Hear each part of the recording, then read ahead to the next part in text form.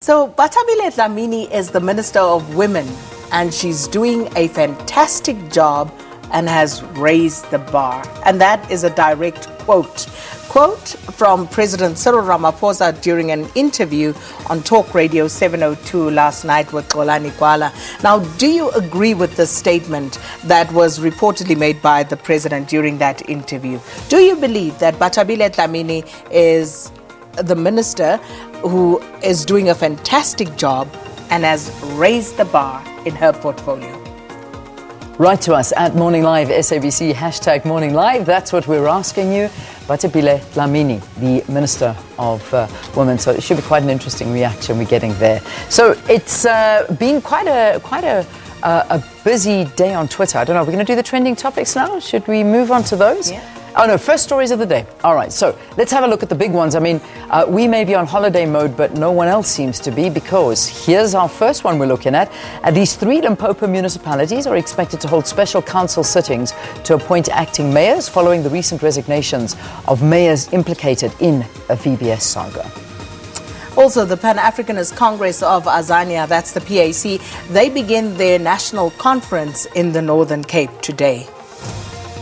4 former Soweto Special Branch members accused of killing anti-apartheid activist Nokuthula Simelane more than 34 years ago will appear in the North Gauteng High Court. Finally. Wow. Finally. Gosh. Similar to the Ahmed Timol case, where the families have had to step up and make sure that justice is served. Unbelievable, unbelievable. All right, so that's a very interesting one to watch. Okay, and then I think there's one last one. The Human Rights Commission visits the northern areas of Port Elizabeth to assess the effects of gang-related violence in the area. Okay, that's the news agenda. Oh, there's more. There's one more. What a busy day. One more. The Cannabis Expo, the first major trade event for the Dacha industry since the Constitutional Court decriminalized personal use of marijuana. That continues in Pretoria today. Gosh, I've seen the signs all over Joburg, on the roads, on the street poles. I'm wondering how busy that one is. Okay, so here we go. Top trending topics for this morning and last night. Jacob Zuma hashtag, that's all got to do with the fees. And that's, of course, now the court ruling that our former president has to pay for these legal costs. And we're talking anywhere between 15, 16 million to 35 million. A lot of money. Wow, that is a lot of money. Yeah. That's a lot of money, but it has to be done.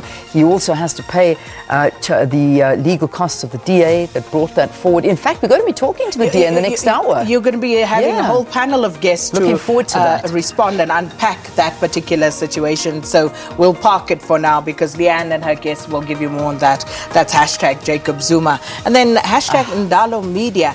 And this is, of course, Kanye Dlomo and Ndalo Media. She actually met with her staff, told them that they will be closing shop on the 31st of January.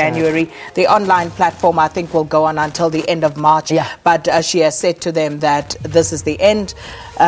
She doesn't actually want to go the route of liquidation, but they are struggling, and apparently staff haven't been paid their salaries. So these are just a sign of massive the times. Problems there. Sign of the times. It's very difficult, and we're talking Destiny Magazine, Destiny Man, and we're also talking Elle Magazine. That's all under the banner of Ndalo Media, as well as the Sawubona Magazine. That was the in-fly magazine of SAA, which is also no longer in their fold. So very, very sad story that. Claudia Motswaneng, you know, we'll give you details in the news, starting a new political party. That could be quite interesting. President Ramaphosa and Batabile Dlamini, and those were linked. That our question of the day, it's the interview, and those were some of the comments that the president did make, and I think most people looking at what he said about Minister Dlamini. Okay, so there we go. We've caught up time. It's 7 o'clock. Let's get your main news.